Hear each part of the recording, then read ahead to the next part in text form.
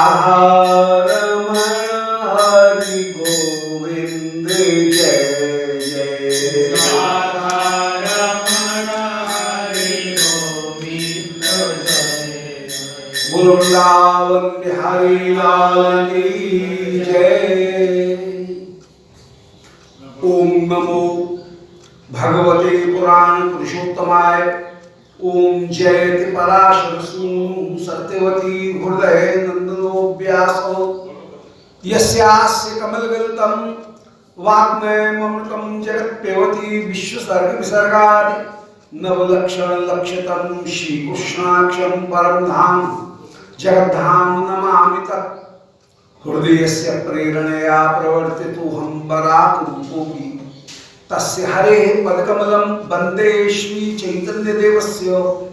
वन्देऽहं श्रीगुरुं श्रीयुतपदकमलं श्रीगुरून् वैष्णवांश्च श्रीरूपं साग्रजातं सहगण रघुनाथान्वितं तं सजीवं साद्वैतं सावधूतं परिजनसहितं श्रीकृष्ण चैतन्यदेवं श्रीराधाकृष्णपादान् सहगण ललिता श्री विशाखान्वितांश्च आर्यानुलंबित भुजौ कनकावदातौ संकीर्तनैकपितरौ कमलायताक्षौ विश्वम्भरौ द्विजवरौ युगधर्मपालौ वन्दे जगत्प्रियकरौ करुणावतारौ।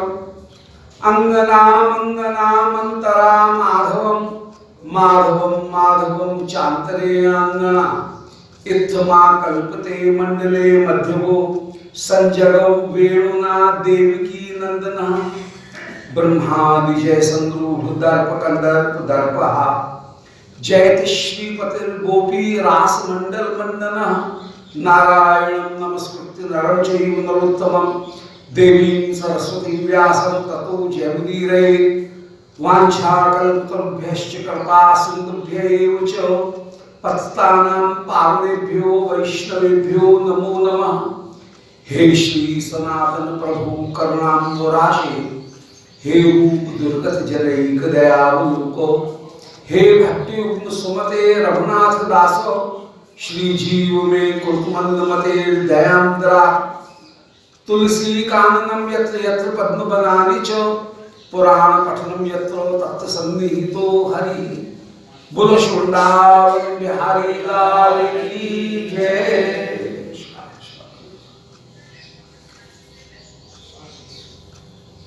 श्री निकुंज नागरी रासेश्वरी की श्याम सुंदर के साथ में दान केली की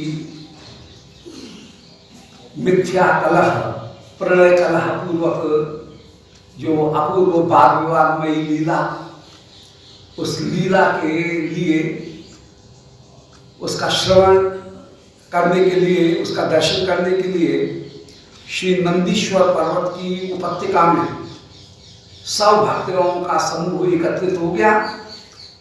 श्री रूप गोस्वामी जी ने सूत्रधार बनकर के युगल सरकार की वंदना की और जितनी भी रसिक वैष्णवों की मंडली उनकी वंदना की है। वो वंदना करके अब नाटक को प्रस्तुत कर रहे हैं। सूत्रधार कहते हैं अपने नाटका का परिचय देते हुए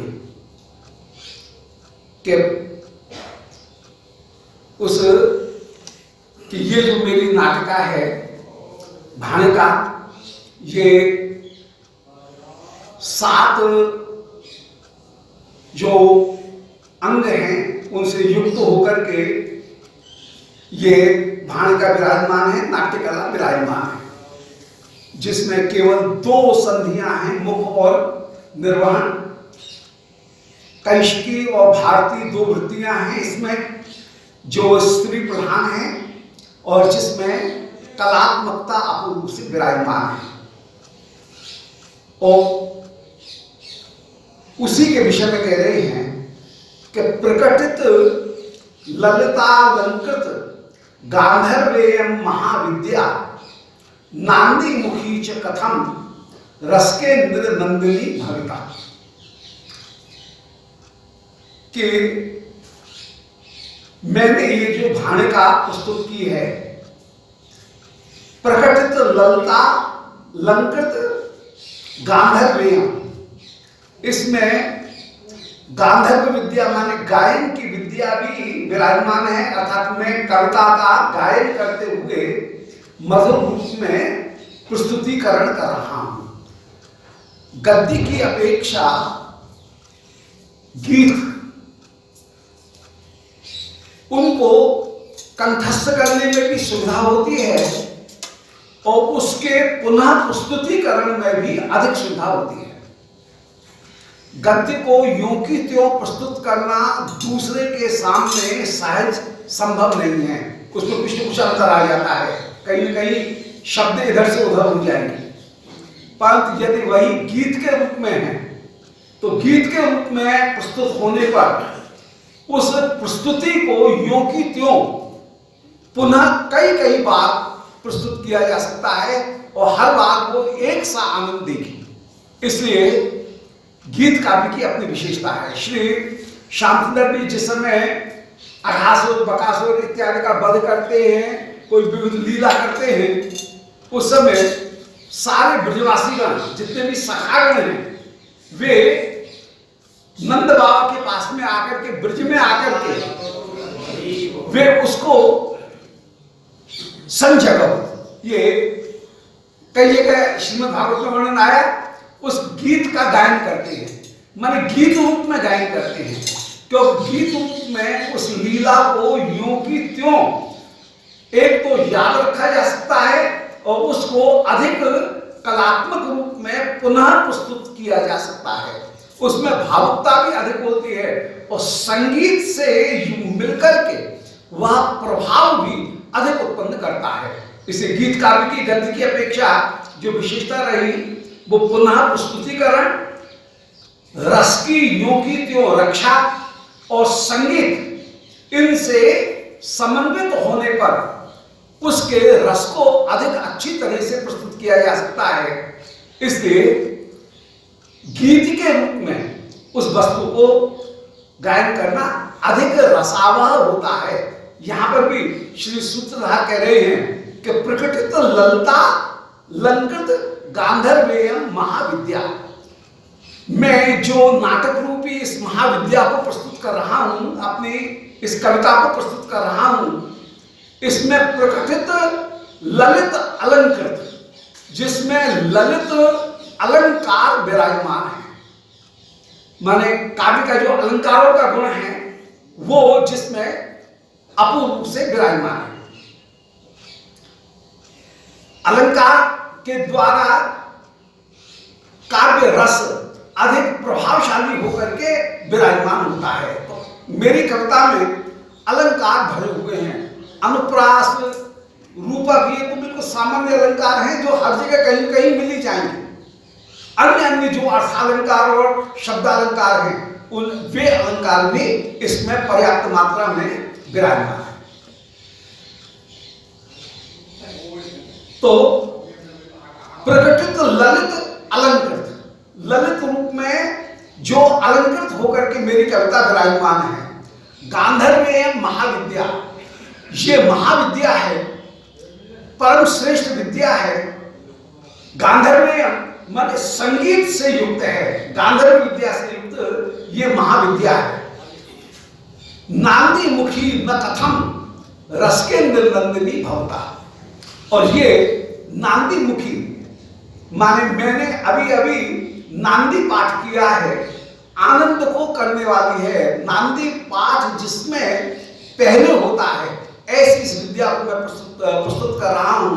ये मेरी विद्या रसकेंद्र आनंदिनी कथम न भविता, ये रसकेंद्र श्री श्याम सुंदर को आनंद देने वाली क्यों नहीं होगी। अर्थात मेरी इस कविता से श्री रसकेंद्र श्याम सुंदर आनंदित होंगे और अर्थापेक्षक के रूप में, अर्थ आक्षेपक के रूप में, अर्थापेक्षक के रूप में यहां पर अपनी कविता के साथ साथ श्लेष अलंकार में श्री राधा रानी की शोभा का भी वर्णन करके उस कथा को प्रस्तुत कर दिया। जो कथा के गुण बताए, अपनी कविता के गुण बताए, वे सारे के सारे गुण श्री राधा रानी में भी विराजमान हैं। तो अब श्लेष में एक अर्थ हो गया, मेरी कविता कैसी है कि प्रकृतित ललित, जिसमें लालित्य विराजमान है, अलंकृत, जिसमें अलंकार विराजमान है कविता में, गांधर्वयम, जो संगीत से युक्त होकर के विराजमान है, गंधर्व विद्या से युक्त होकर के विराजमान है, और महाविद्या, अत्यंत अत्यंत ज्ञान जिसमें विराजमान है, महाविद्या रूप होकर के मेरी कविता विराजमान है। और नांदी मुखी, नांदी पाठ जिसके प्रारंभ में किया गया था, ऐसी ये नाट्य विद्या है। ये रसकेंद्र आनंदिनी कथम न घटता, ये रसकेंद्र श्री श्याम सुंदर उनको आनंद देने वाली क्यों नहीं होगी। ये तो कहा सामाजिकों से, और रसकेंद्र नंदिनी कहकर के एक बात दिखाई कि रसकेंद्र के दो अर्थ, श्याम सुंदर को भी आनंद देने वाली, और ये जो श्रोतागण विराजमान है, दर्शकगण, सामाजिक जो ऑडियंस विराजमान है, उस वो ऑडियंस भी रसकेंद्र है, रस तत्व को जानने वाली है। या मेरी कविता उन रसकों को भी आनंद देने वाली होगी। और इसी अपनी कविता की प्रशंसा के माध्यम से श्री राधा रानी के गुणानुवाद का भी, अपनी इष्ट देवता श्री राधिका, उनकी महिमा का भी गायन कर रहे हैं कि प्रकटित ललित अलंकृत गांधर्वेयम, जिन श्री राधिका में ललित नाम करके अनुभाव विराजमान है। ललित अनुभाव वहां होता है जहां पर रसमयी चेष्टाएं जहां पर हो, उस रसमयी चेष्टा का नाम ललित है।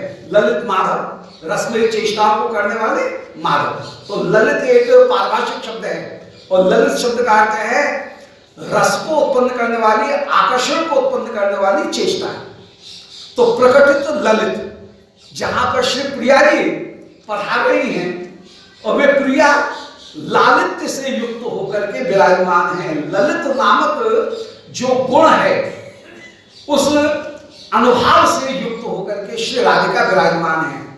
फिर श्री राधिका कैसी हैं? बोले अलंकृत, इस समय स्वल्प अलंकारों को धारण किए हुए विराजमान है।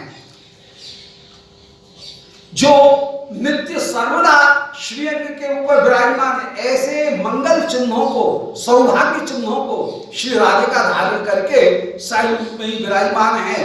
मस्तक के ऊपर सुंदर शिरोमणि बंदनी, मस्तक के ऊपर बिंदी, कानों में सुंदर ताटक, कंठ में मंगलसूत्र, हाथ में वलय, चरणों में नूपुर, अलका। ये जो स्वाभाविक अलंकार हैं, जो सदा ही श्री राधिका धारण करके विराजमान होती हैं, सौभाग्य के जो सहज चिन्ह हैं, उनको धारण करके जो विराजमान हैं, ऐसे अलंकृत, उन अलंकारों को धारण करके श्री वृषभानंदिनी विराजमान है। गांधर्वे, वे श्री गांधर्वा राधिका आज आ रही हैं। गांधर्वे गोपालोत्तर तापनी में राधा रानी का एक नाम दिया गया गांधर्वा। श्री उज्जवल नीलमणि में रूप गोस्वामी जी कह रहे हैं कि गोपालोत्तर तापिन्याम या गांधर्वी विश्वता राधेति ऋक्पर्शिष्टे माधवेति सहोदिता। ये राधा नाम, राधा तत्व ऋक् परशिष्ट में भी प्राप्त है। वैदिक साहित्य में श्री गोपालोत्तर तापनी उपनिषद में भी श्री राधिका का उल्लेख किया गया। वहां पर राधिका का नाम गांधर्वा बताया गया है। ऋक् परशिष्ट में श्री राधिका का नाम राधिका कहकर के निरूपण किया गया है। इसलिए राधा तत्व कोई नया तत्व नहीं है, ऐसा नहीं समझना चाहिए कि शुकदेव जी ने वर्णन नहीं किया इसके बाद में कहीं से राधा तत्व आया होगा साहित्य में, ऐसा नहीं है। ये राधा तत्व तो अनादि वैदिक काल से ही प्रसिद्ध होकर के विराजमान है। तो उसी गांधर्वा उपनिषद के नाम को उल्लेख करके कह रहे हैं कि जो गंधर्व विद्या में परम प्रवीण है और गांधर्वा जिनका उपनिषदों में भी नाम प्राप्त है।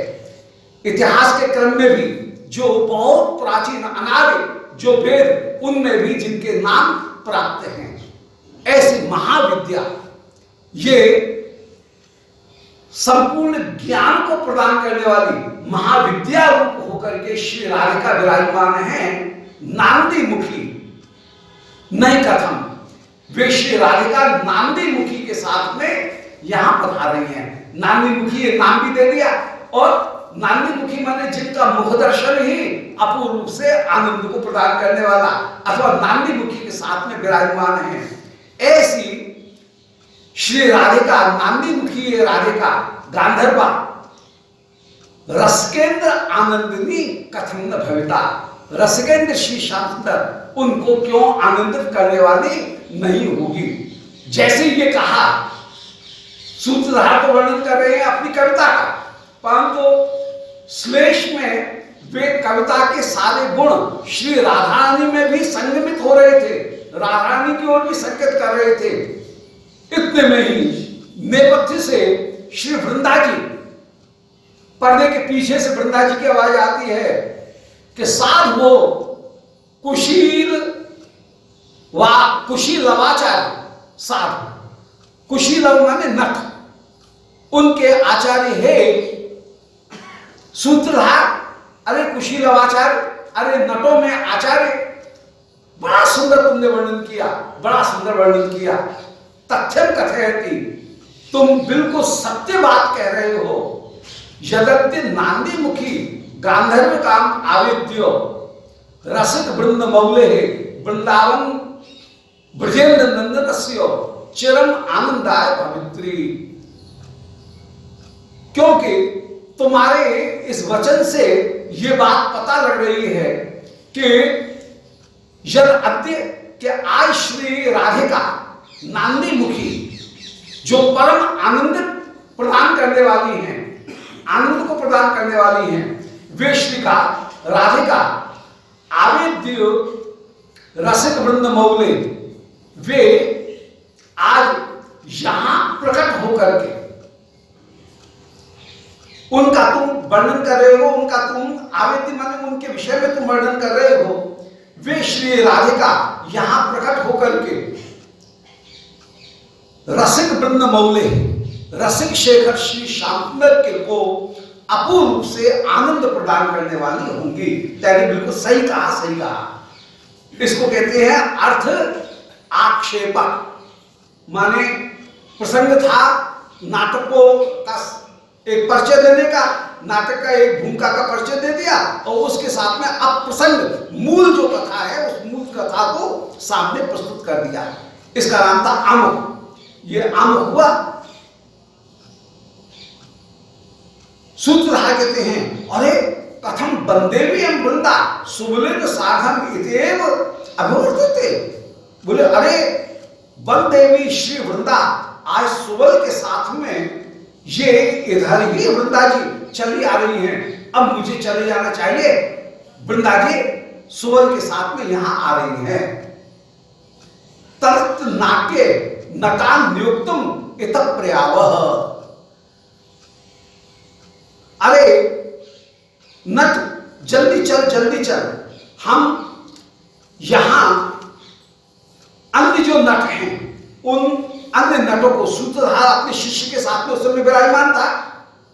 मनरूप गोस्वामी जी श्री जीव गोस्वामी जी के साथ में जैसे वहां पर प्रस्तुत हैं, तो वो कह रहे हैं कि अब नाट्य नटान नियुक्तम, नाटक में आगे जो मंचन किया जाएगा इस नाटक का, उसमें नटों को नियुक्त करने के लिए इतः प्रयावह, हम दोनों अब यहां से चलते हैं। ऐसा कहकर के सूत्रधार और नट ये दो तो चले जाते हैं, और इतने में ही एक तरफ से तो ये रंगमंच में भीतर प्रवेश करते हैं, पर्दे के पीछे जाते हैं, और दूसरी तरफ से श्री वृंदा जी और सुबल ये दोनों प्रवेश करते हैं। वो लाल लाल की जय। अब यहां से नाटक प्रारंभ हो गया।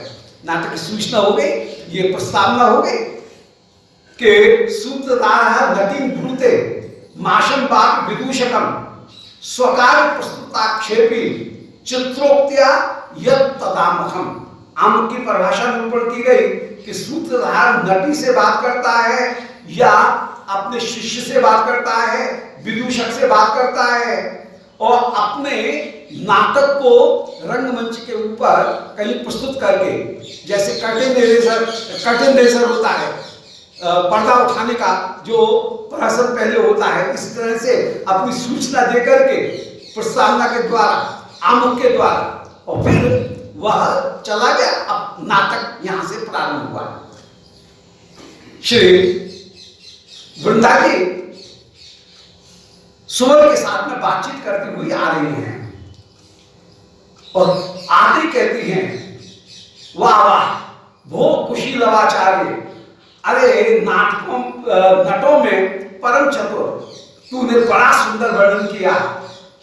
हमारी प्राणप्रिय सखी श्री राधिका, उनकी महिमा का तेने कितना सुंदर वर्णन किया कि वे श्री राधिका लालित्य को प्रकट करती हुई, अलंकारों को धारण की हुई, महाविद्या से युक्त होकर के नानी मुखी के साथ में रसकेंद्र को आनंदित प्रदान करती हुई विराजमान है, आ रही हैं। तेने बिल्कुल सही कहा, तेरी एक एक बात अक्षरशः सही है। सुवर कथम एतया मंगल भारतया त्वम उत्फुल्ल मुखो नाभि लक्ष्य से, ऐसा कहकर के सुवर की ओर श्री वृंदा जी देखते लगे, पर सुवर के मुख पर उतनी प्रसन्नता नहीं दिखी। तो पूछ रही हैं कि हे सुवर, ऐसी सुंदर मंगल वार्ता को सुनकर तू प्रसन्न सा नहीं दिख रहा है, जितनी खुशी तेरे चेहरे पर दिखनी चाहिए थी इतनी प्रसन्नता नहीं दिख रही है। उस समय सुवर कहते हैं कि वृंदे अस्य प्रसंगस्य विशेष विज्ञान शून्यतया मुग्ध एव जातोस्मि तस्मात् स्फुटं कथ्यताम्। सुवर ने जो वचन कहे वे वचन कहीं सौर श्रेणी प्राकृत में कहे गए। संस्कृत नाटकों की एक विशेषता रही है कि उसमें देव पात्र, देवी पात्र, देवियां हो, देवता हो, या पढ़ा लिखा उच्च वर्ग का, उच्च वर्ण का जो पात्र है वह तो संस्कृत बोलता है, और स्त्री पात्र तथा निम्न वर्ण के जो पात्र हैं वे प्रायः प्राकृत भाषा का प्रयोग करते हैं। इनमें प्राकृत भाषा में भी सौर श्रेणी प्राकृत, उसका प्रयोग स्त्री पात्रों के द्वारा, और जो सामान्य छोटे बालक हैं या निम्न वर्ग के जो लोग हैं वे वहां की जो लोकल लैंग्वेज है उसका प्रयोग करते हैं। संस्कृत का प्रयोग न करके वे स्थानीय जो सौर श्रेणी प्राकृत है उस सौर श्रेणी प्राकृत का प्रयोग करते हैं। सूरसेन देश में बोली जाने वाली आम जन भाषा, जो सामान्य बिना पढ़े लिखे व्यक्तियों की भी जो भाषा है वो उसका हम प्रयोग करते हैं। जैसे व्यवहार में भी देखने में आता है, सामान्यतः हम हिंदी बोलते हैं खड़ी बोली, परंतु जो छोटा व्यक्ति है वे या आपस में जब बात करते हैं तो बड़ी भाषा का प्रयोग करते हैं। ऐसे ही वो नाटक को कहीं अधिक जीवंत बनाने के लिए ये शैली संस्कृत नाटकों में विराजमान की गई। पर सुविधा की दृष्टि से हम सौरशैली प्राकृत को यहाँ पर नहीं पढ़ेंगे तो वो समझ में नहीं आती है, इसलिए उसका जो हिंदी अनुवाद, संस्कृत अनुवाद है वो संस्कृत रूपांतर ही प्रस्तुत कर रहे हैं। सुवर कह रहे हैं वैसे वृंदे इमस्य प्रसंगस्य विशेष विषण्णान शून्नादाय मुओ इव जातोस्मि जातोमि ता फुडन कहीं जय, ये लग बोली है, परंतु इसका हिंदी में जो संस्कृत में जो अनुवाद होगा वो संस्कृत में रूपांतर होगा कि वृंदे अस्य प्रसंगस्य, बोले वृंदे तूने जो प्रसंग कहा इस प्रसंग को सुनकर के विशेष विज्ञान शून्यतया, इस प्रसंग के विषय में मुझे कुछ जानकारी नहीं है। राधिका क्यों आ रही हैं, श्याम सुंदर को कैसे आनंदित करेंगी, इसकी मुझे कुछ आगे पीछे पता नहीं है, क्या बात है, क्यों आ रही हैं, काय के लिए श्याम सुंदर आनंदित होंगे, इसके रहस्य को मैं नहीं जानता हूं। इसलिए विशेष विज्ञान शून्य होने के कारण मैं तो मुग्ध सा हो गया हूं, एकदम हक्का बक्का सा हो गया हूं। इसलिए मेरे चेहरे पर उतनी प्रसन्नता नहीं आई है। अब वृंदा जी तो देवी हैं, इसलिए वृंदा जी संस्कृत बोलेंगे, सुबह बोलेंगे सौरसेनी प्राकृत, परंतु वृंदा जी बोलेंगे संस्कृत। वृंदा जी क्यों देवी पात्र है। श्री वृंदा जी कह रही हैं कि अद्य राधा सखी में मंडित समीरा गोविंद कुंड रोधसी मख मंडले गुणा गुरुणा अभ्यनुज्ञया हयंगमीनम विक्रेतुम अभिक्रमिष्यति। बोले अरे सुबह तुझे पता नहीं है क्या, आज श्री राधिका अपनी सखियों के साथ में मंडित समीरा आज श्रृंगार धारण करके, सनीड़ मंडित सनीड़ा माने सजे हुए, मंडित सनीड़ा माने श्रृंगार को धारण करके, सज धज करके, मंडित सनीड़ा माने निकट में श्रृंगार जो है उनको धारण करके, गोविंद कुंड रोधसी, श्री गोविंद कुंड के किनारे परम सुंदर एक मखमंडप है, यज्ञ मंडप है। उस यज्ञ मंडप में श्री राधिका जा रही हैं। यज्ञ और मख इनमें अंतर है। जहां यूप का को गाड़ा जाए, किसी खंबे को गाड़ा जाए, उसका नाम है मख। जहां पर खंबा नहीं गाड़ा जाए, परंतु बिना ध्वज गाड़ करके, बिना स्तंभ गाड़ करके जहां पर हवन किया जाए, यज्ञ किया जाए, उसका नाम है यज्ञ। तो सयूप और अयूप ये दोनों मख और यज्ञ, इनमें अंतर है। तो वहां पर मख हो रहा है, अर्थात खंबा गाड़ करके उसके ऊपर ध्वजा स्थापित करके फिर यज्ञ किया जा रहा है श्री गोविंद कुंड के पास में। तो गोविंद कुंड के किनारे मखमंडपे सुंदर एक यज्ञ मंडप है, जो कि सुशोभित होकर के विराजमान है।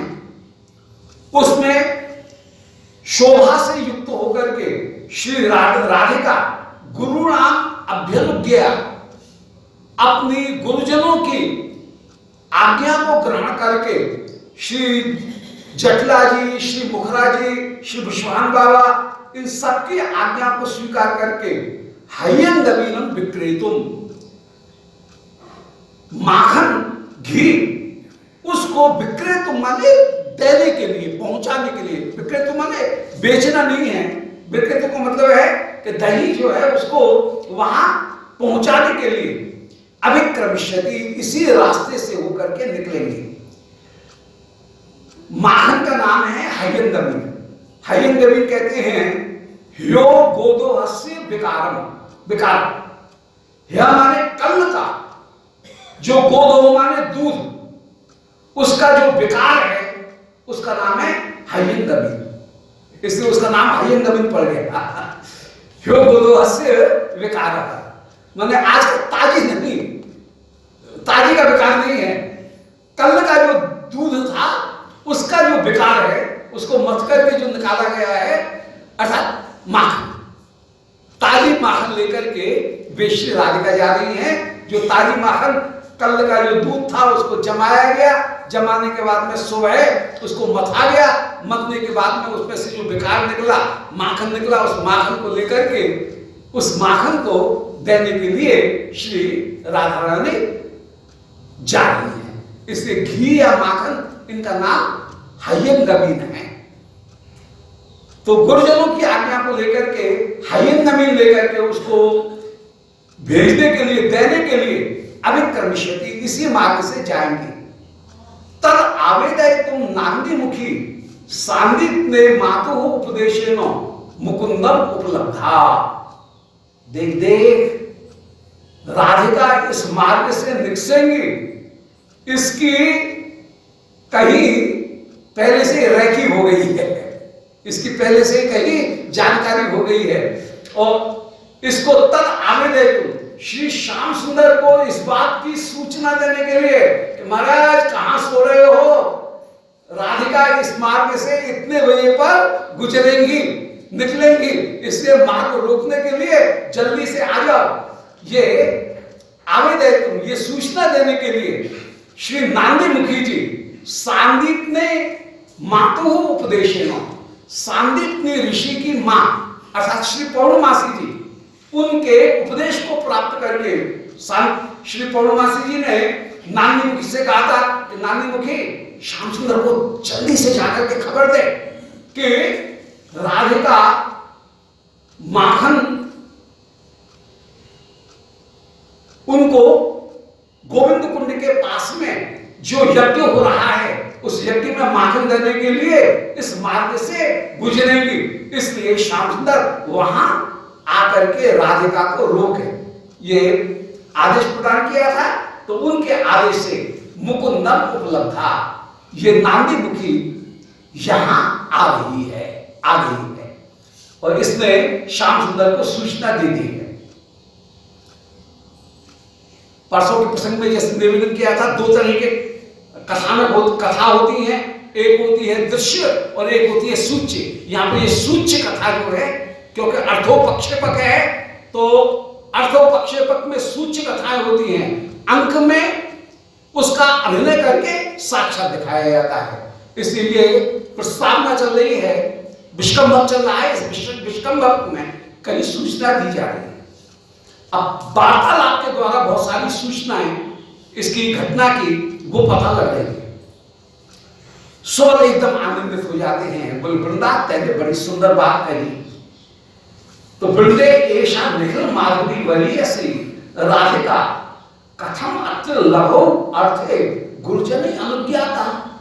बोल मुझे तो उतना अच्छा नहीं लग रहा है, श्री राधिका को निखिल माधुरी में वरीयसी है, परम श्रेष्ठ है, ऐसी राधिका